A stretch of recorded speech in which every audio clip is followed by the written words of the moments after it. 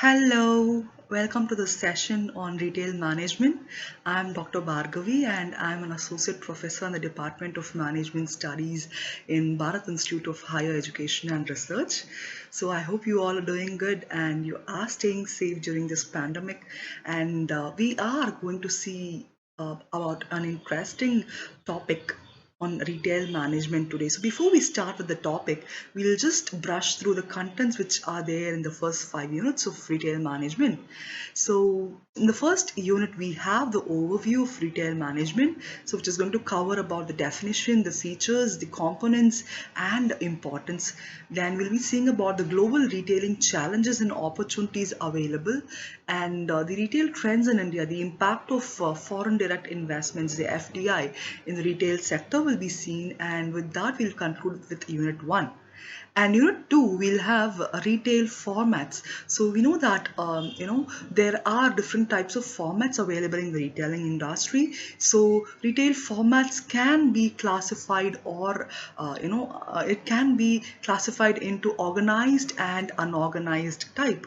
So the classification of each format and the emerging trends in these kind of formats will be seen in the unit 2, and we'll conclude unit 2 with the MNC's role in defining the retail formats. And unit 3 we'll talk about retailing mix. As we all know that we have marketing mix, we have retail mix also. So this is going to cover about choice of location. So what are the factors that is going to influence the selection of retail outlet in a particular place? So that will be seen, and we'll be seeing about atmospherics, the ambience. What is the impact of ambience in a retail outlet success? That will be seen. And we'll also talk about positioning of retail store. So the store image, the building of a store image, and its retail service quality provided to customers who visit a retail outlet. All these will be seen in retail mix. Then in the unit 4 we'll talk about the customers focus. So as you all know, customers are the kings of any business. So without customers, a business can't survive through any times. So customers focus will cover about their consumption patterns, what are their preferences, what are their demographics, and what are the lifestyle of these customers who visit a retail store, and what are the shopping behaviors about these customers. All these will be seen in unit 4. And unit 5 we will see about these retail market strategies. So what are the strategies or plans that are carried out or performed by retail outlets? So this will include a SWOT analysis of the retail outlets, and their nature of strategic planning will be seen. How do they prepare budgets? How do they implement these kind of financial budgets in their course of time? So all these will be seen in retail market strategies. So coming up to the starting up with the unit 1, we have the first slide as introduction to retailing.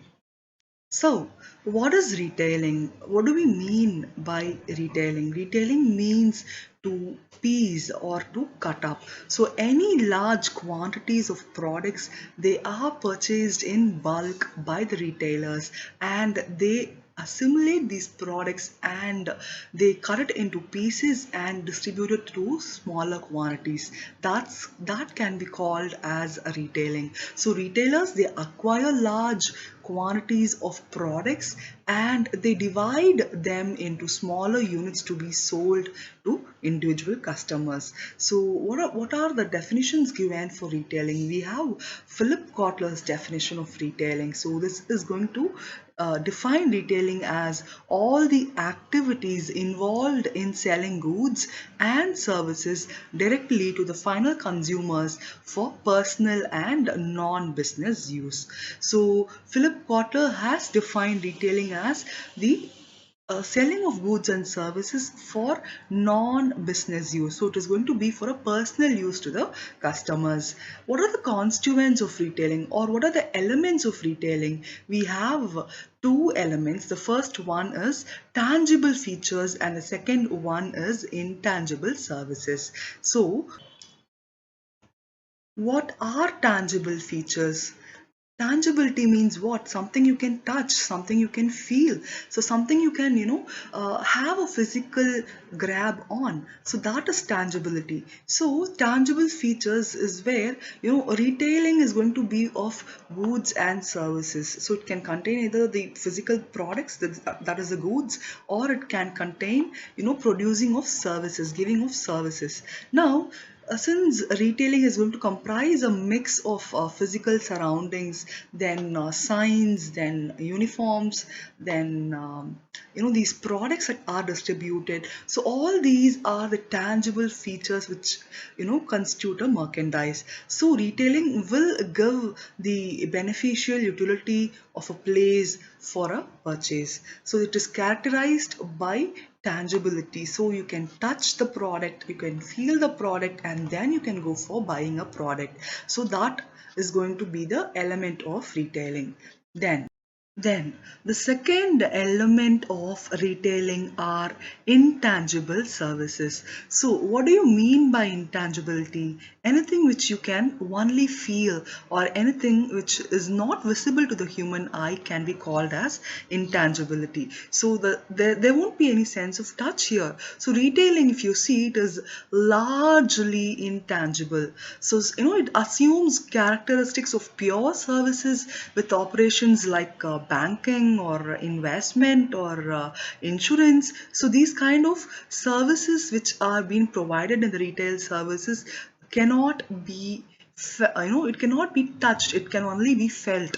So retailing can be pure services or a combination between services and goods based on the nature of the products or services given by the retailer. Now, if we see, there are different types of retail transactions that can take place with respect to the merchandise. So we know what merchandise is. The products or services offered is called as merchandise. Now, the retail transactions, it can be of three types. The first one is owned goods services. So what do you mean by owned goods services? This type of service is going to come with a outright purchase and ownership of goods. So from a retailer, if you're going to buy a good, or if you're going to get a service being done, then the outright purchase happens. You fully buy this particular product or a service from the vendor. So the retailer will perform a service channel management. He will transfer the right of ownership to you. So that is called as owned goods service. Now, the second type is going to be a rental goods service. So what do you mean by rental goods service? Anything that is going to be in a tangible form, and this this is going to be only for the personal use of the customer. So there will be a rent paid by the customer to the vendor, and there will not be any ownership happening in the rental goods service. So the buyer is not going to own the product or the service. He'll just use it for a period of time and he will return it back to the retailer. That's called as rental goods service. Then the third type of retail transactions that can happen is service with bought goods. So what do you mean by service with bought goods? The retailer is going to perform certain kind of extra services. It may be delivery of the product to your right at your home step, or wrapping of the product. If you go for Amazon, you can have a option visible in the checkout page. Do you want to gift wrap this particular product? Is it for delivering someone else? So gift wrapping of products, or providing products on credit, Amazon Pay Later. So all this you have. So these are different kinds of services that are given by the retailers for the bought goods. Coming to the next slide, we have the importance of retailing. So why is retailing significant? What is the purpose of retailing? If we see, The first point is retailing shapes the lifestyle of people. So retailing is an integral part of the modern society. In the earlier days, we had retail sector operations in a very limited manner. If you want to transport a product from Delhi to Chennai, then the transportation procedures or the formalities or the time taken for transporting a product would have been very high. So today, if you go and place an order in Amazon or Flipkart or in any e-commerce site, in e-commerce platform, they are able to ship products from any corner of the country to any corner of the country. So, the impact of retailing has become very huge in today's scenario. So it shapes the way of life, it shapes the way of purchase made by consumers. So in the past, the trading of goods was a part of the traditional society. So it had different methods. Whereas in today's recent times, this buying and selling of goods have become a brand dominated activity, and the ease of accessibility is very huge in today's retail sector. Then the second point is it contributes to the economy. How does it contribute to the economy? The importance of retail sector is reflected only in its contribution towards the GDP. So if you see, its contribution is much more visible in the modern era than it was in the past. So as the retail sector is linked to the significant portion of the economy, its contribution to GDP is very substantial. So, retailing is the driving force of the economy, and it aims to promote the sustained growth. Then the third point is retailing dominates supply chain. We all know what supply chain is, yes, don't we? So goods and services, they flow from the manufacturers or the service providers directly to the consumers. So when consumers are going to be large in number and if they're going to be widely distributed, then the role of retailers becomes very crucial. So the retailers are going to serve as a connecting link, as a mediator between the wholesalers and between the consumers. So due to this dominant position in the supply chain, we have this retail structure which gets steadily developed over a period of time. So nowadays retailing is characterized by large multiple chains rather than small independent retailers.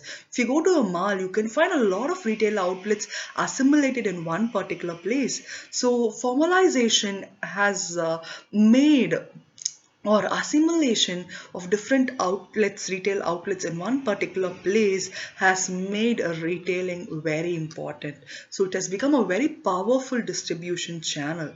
Then the third point is seen. The fourth point is retailing is interdisciplinary. How is it interdisciplinary? What does interdisciplinary mean? We know that interdisciplinary is going to be a different coverage of subjects. So we have logistics as a part of retailing, we have supply chain as a part of retailing, we have geographics because it's going to involve different locations, and we have economics as it is going to contribute to the GDP of the economy, and we have management concepts, we have marketing concepts. So all these are going to make retailing as a interdisciplinary area.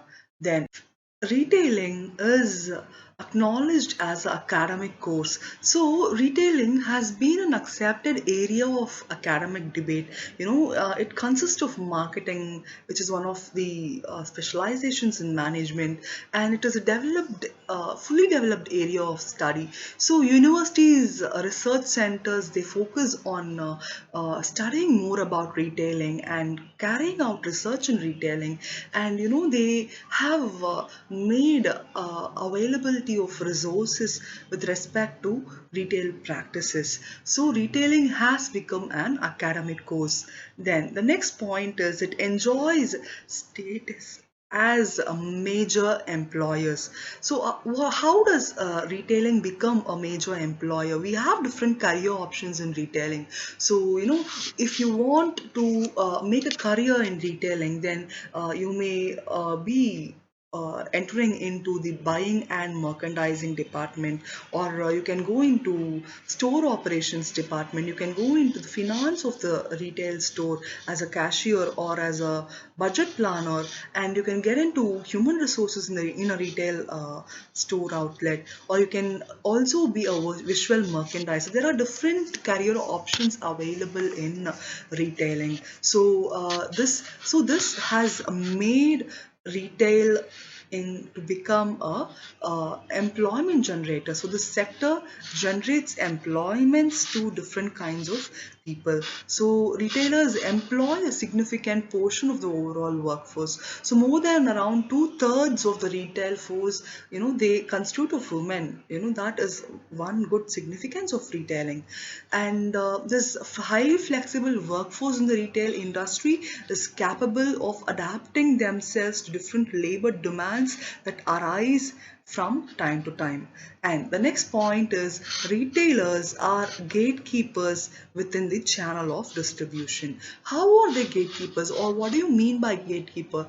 A gatekeeper is someone who's going to decide that whether they have to permit an individual to come inside or not. So retailers are gatekeepers in the sense retailers are becoming, they are getting an important role to be played in the channel of distribution. So in the past, if you see this, these suppliers, they were dominant, whereas in today's scenario, if you see, retailers, they supply the merchandise to the customers, and retailers have become significantly powerful as they are able to influence both the suppliers and customers together. So customers are able to buy only that which the retailers provide, and this is the reason why retailing is considered as shaping customer demands. Last point is it has a scope for expansion. So, retailing has a scope for international expansion. How do you think it is possible?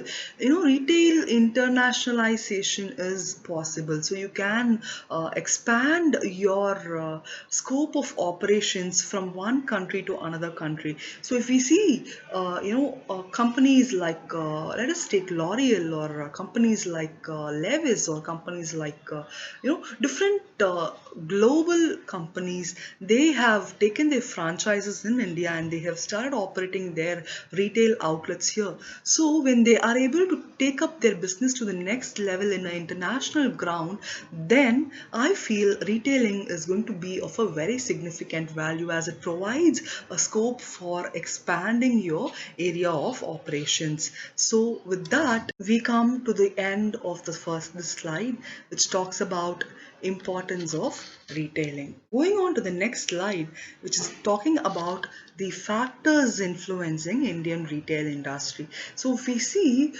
in today's scenario, there has been a transition from price consideration to quality and design. People, they are more bothered, or they give more importance to quality of a product which is being produced.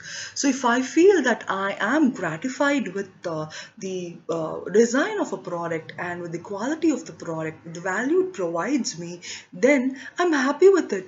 So I will go and I'll buy the product again and again. So I don't mind about price. So I am more bothered about the quality and design of the product. So this is the scenario today. So the upper and the middle class families, they are ready to shell out a good amount of money for getting benefit from the products they use and for a better shopping experience. So this is going to take a lot of effort and time, in the retail sector, to manage and to establish their ground of operations. So if we see the factors that are going to influence the Indian retail industry, the first point is clustering and weeding.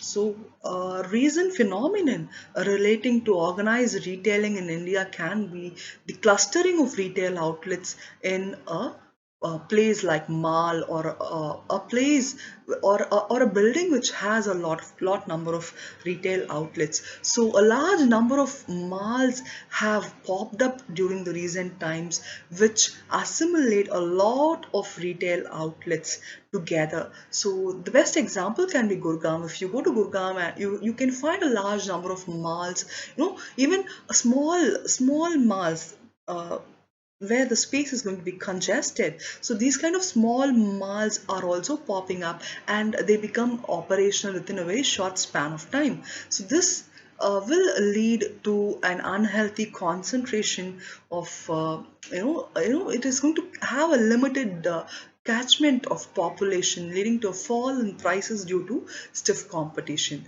So this will also increase the operational expenses which a retail outlet may occur, or it may incur. So the second factor influencing Indian retailing is going to be sky high rentals and booming real estate prices. For example, let me take a retail outlet that is situated in a very big mall.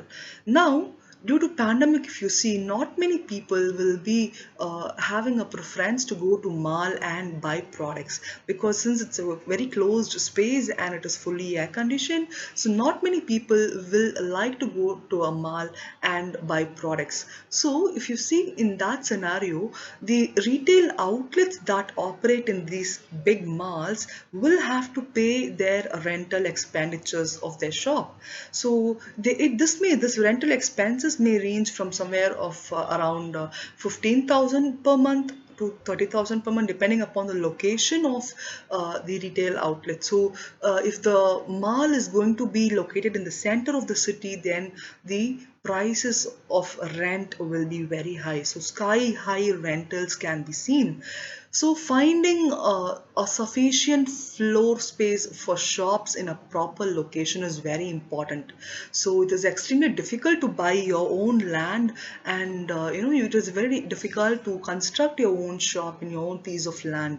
So that too, if you want your retail shop to be located in the center of the city, it is even more difficult because of the booming real estate prices. So rental rates have gone very high, land rates have gone very high, and these are the factors that have a very dampening effect. They have a bad effect on the scale of operations of the retail industry.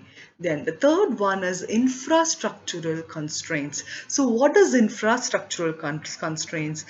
Having a right product at the right place and at the right time in the right quantity is going to be the cause, or it is going to be the factors of success for any retail business activity. So supply chain should be designed in such a way that it is going to reduce the transport cost, operational expenses, and it is going to improve the customer services. Similarly, these infrastructural facilities made available to retailers should be increased more and more. So modern retail formats, if you see, they require large open spaces with amenities, the infrastructural facilities like elevators, or escalators, or backup inverters, or a huge vast parking space. So all these are some infrastructural facilities that has to be given priority when you set up your retail store in a particular place. So this will surely affect the success of a retail store. So we have a minimum organized retail setup in India. So this will obviously have infrastructural constraints popping up from time to time, which will determine how the retail store is going to thrive in the market. Then manpower issues. How do you think manpower issues can influence the Indian retailing sector? We know that manpower, the labor resources, are very crucial for the growth of any organization. So be it the retailing sector, or the manufacturing sector, or the pharmaceutical sector, or the automobile sector, be it any sector, manpower is going to play a vital role in determining the success. So trained manpower is instrumental for the growth of the retail industry. So this with the updations of technology, with the updations of mechanical instruments that are available, with the enhanced logistical support being available for the retailers, manpower issues can be reduced to a certain extent. So huge investment has to be made by the companies for training their staff and for making sure that there is no shortage of manpower in their own retail setups. So manpower shortage can become a major obstacle for the growth of retail operations in a country. So with this, the next point we have is red tapeism and legal hurdles. So what do you mean by red tapeism? So, what do you mean by red tapeism? Red tapeism is going to refer to any excessive regulations or rigid rules that have been implemented, which is going to hinder the progress of any industry. So, how did this red tapeism occur, or how did it get invented? We know, red tapeism was originated in the Spanish rule. It came under, I think, Charles V's rule, where this emperor during the 16th century he started using red tapes as an effort for modernizing the administration processes while running his vast empire. So he started using red tapes to mark important documents, and for ease of administration this red tape was used. And since it started annoying people when they had to file a large number of documents and that was not necessary at all, this term of red tapeism started occurring more and more. So red tapeism is going to be excessive regulations or rules that have been regulated in the retail industry, which is going to dampen its growth. So red tapeism and legal hurdles are the laws that are passed in the retail sector. For example, the investment laws that only this much of investment should be happening in the retail sector, or the rules and regulations, the laws for establishment of shops, or for Industries Act. So you have many rules and regulations, different laws being passed. So we have to take care that these kind of laws or red tapeism cannot ruin the retail sector. So these can be one of the factors that influence the Indian retailing. Then coming to the next point, we have protection of retail brands. So, protection of retail brands are the most important assets of a retail operator. So, the protection is not only to sustain the existing operations in the retail industry, but it will also tend to protect the profits that arise through licensing of brands or through any retail operations that happen. So, trademark protection or license, copyrights, IPRs, patents. So, all these are some of the measures to protect the retail brands in our country. So, the retail boom, the events that happen in the retail industry, the boom that takes place promises a high potential for retail growth. So these are going to be some factors which is going to influence the Indian retailing sector. The next slide talks about drivers of Indian retail change. So, what are those factors that drive the growth of retailing across India is seen here. So, there may be different factors like economic growth, or the growing middle class, or the demographics, the family structure, the consumption patterns, urbanization, and economic growth. So, all these can be some of the factors that are going to drive the Indian retail industry. So the first factor is going to be economic growth. So the huge population in India has made it a very large market which has retail operations. So the low purchasing power of people can be seen in the past. When it was 1950s, or during the time of 1950 to 1980, there were very limited investments that happened in industries. So not much of capitalization happened, and the investments in the industrial sectors were very low as people didn't have much of money. Whereas during the period 1985 to 1990, the government changed its rule and it implemented liberalization, privatization, and globalization, the LPG rule. So this enabled a lot of foreign direct investments to pour in, and they cut down the constraints for liberalization process. So this made a lot of foreign companies, MNCs, to enter into India and invest their money in the growth of the retail sector. So 1985 to 1990, this period saw the steps for liberalization and globalization of operations. So the post-liberalization period, if we see, there were a lot of economic reforms that took place, which gave high importance to consumerism, and the retail market itself became very friendly. It was welcoming people, and this increased the GDP from 7.4% in 2009 to around 9.2% in 2010. And today, if we see, we have even more high increase in this percentage. So economic growth is one of the factors or the drivers which is going to induce the retail change in India. The next factor which is going to drive the Indian retail industry is the growing middle class. So if we see the building up of Indian middle class families and the higher income groups, this will step up the demand for unique products or the niche products brands.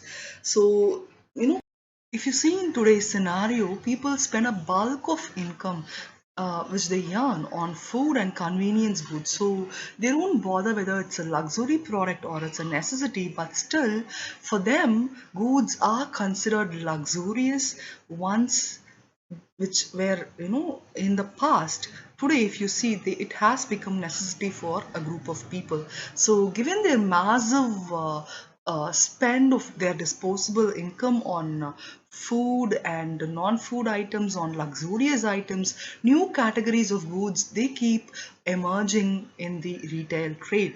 So before 2 to 3 decades, before the IT industry started popping up inside India, if you see, you had people spending their money only on those items which had appreciation in future. So they invested on lands, they invested on something that is going to give a return on their investment. So they thought of future and they started investing their money. Whereas after the IT industry started booming, if you see, people in today's scenario, they earn a lot of money. At least two people in a family, they earn money and they contribute to the expenses of the family. So the purchase behavior of these individuals who earn income are different. So they decide on what to spend, on what not to spend, whether it's a luxury or not. They are not bothered. If that product is going to give them satisfaction, they go ahead and purchase it. So the growing middle class families and the higher income families, they have contributed to the growth of the Indian retail sector. Then the third point is demographics. What do you mean by demographics? We know that demographics is something like a study of the background information of individuals. So what are my age groups of people who are buying my product, or what class they belong to, or what is their salary, or what is their designation, where do they work, what is their educational qualification, what gender do they belong to. So all these are going to contribute to the demographical information of consumers. So if you see Indian demographics, it has contributed to the growth of retail trade. So as India is a very young nation, 70% of its population are below the age of 40. So this young Indian youth population, they are adventurous, they are good buyers. They don't think about money, they think about the value, the benefits they derive from using a product. So they are the first to adapt innovative technologies or innovative goods. So this new wave of consumer demand with the liberalization policies that have been implemented by the government, this continues to generate trade opportunities in the retail sector. So that is one of the drivers of Indian retail change. Then family structure, the changing family structure. Before 50 years, if you see, the Indian family structure consisted mainly of joint family system, the JFS, which means that I stay in a family which has at least 5 to 6 members. So my father, my mother, my siblings, and I, all of us stay together. But did you ever think what was the necessity for people to stick on to joint family system? Was it ever thought? In the decades before, if you see, there were people, which mean that there were only one or two people in a family who earned. They were the breadwinners of the family. So these kind of people, when they earn, they contribute to the expenses of the family and the needs of the family members. So they earn, they bring it to home, and they contribute to the development of their family. So it was necessary for people to stick together. As in those days, not many people had jobs. There was high poverty, there was famine, there were floods, there were natural disasters that happened frequently. So people lost their lives, people lost their jobs, people had a very less or a meager level of income. So if you see all these factors, the prevalence of joint family systems or the joint family structure in India was very huge. But after several employment opportunities came by, whether it is in the IT industry or the ITES industry or the manufacturing units or the automobile industry, so with a lot of employment opportunities popping up from time to time, if you see in today's scenario, a lot of members are breadwinners. So for example, let us take a family which has 5 to 6 members. Now in the 5 to 6 members, at least 4 members will be working, they would be employed, which means they have a lot of disposable income in their hands. So they have the power to choose what they want. They have the power to spend their income on anything which they wish to. So this has given a significant rise to the retail sector. So when I have a lot of money in my hands, I have the power to decide what to buy. I have the power to decide what I want. No one can question me. So that again has led to a rise of nuclear family structures, and this has also impacted the Indian retail setup. The next driver of Indian retail change can be the consumption patterns of people. So the expansion of media, it has made a significant change in the way which customer is going to live and spend his money. So luxury goods, they gain easy importance and acceptance from customers in today's scenario. So today's youth, they have the spending power in their hands, and they are willing to experiment with the emerging things that happen.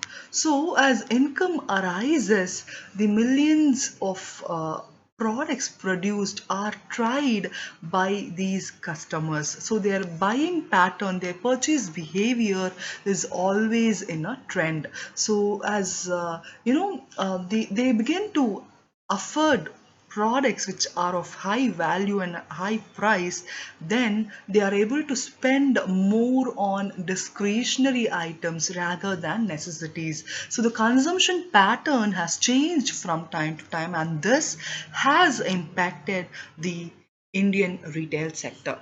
Then Coming to the next point, urbanization.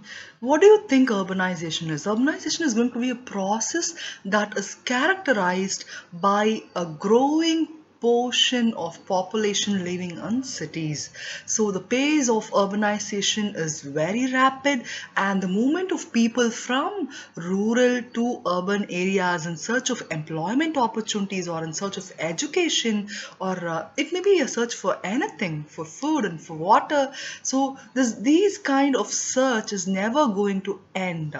So urbanization is going to keep on happening from time to time. So a new class of people living in the suburban areas, which is a little far from the city, but it is a part of the city. So these kind of people who live in the suburban areas, they have even they spend more disposable income in retail sectors or in retail products. So nuclearization of families and the urban culture, this has promoted to the discretionary spending of consumers. So taking advantage of these factors, the organized retail setup in the country has gone very high.